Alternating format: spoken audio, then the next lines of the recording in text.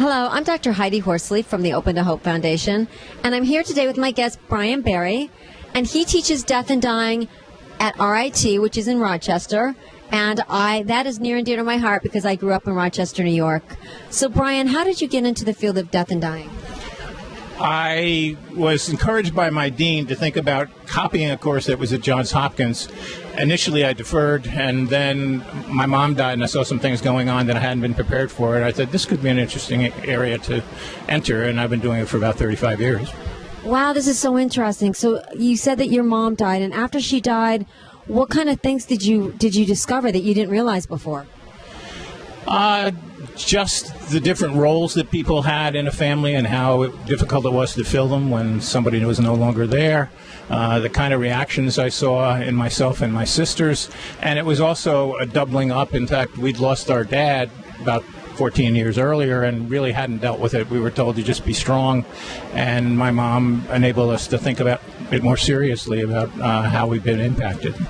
So you lost your dad at 13, and then 14 years later you lost your mom, and you no longer have parents.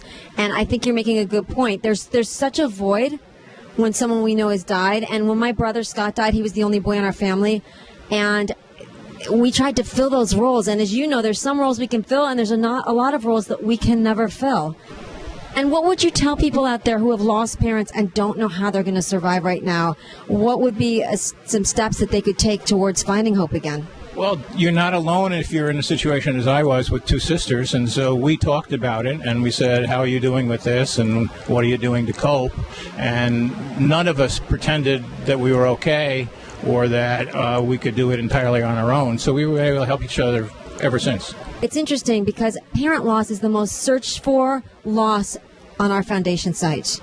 And like you said, for most of us, we'll eventually lose our parents. You were relatively young, though, not to have parents. Right. Although I didn't realize it at the time, whenever I taught in other classes about single-parent families, I never counted my mom.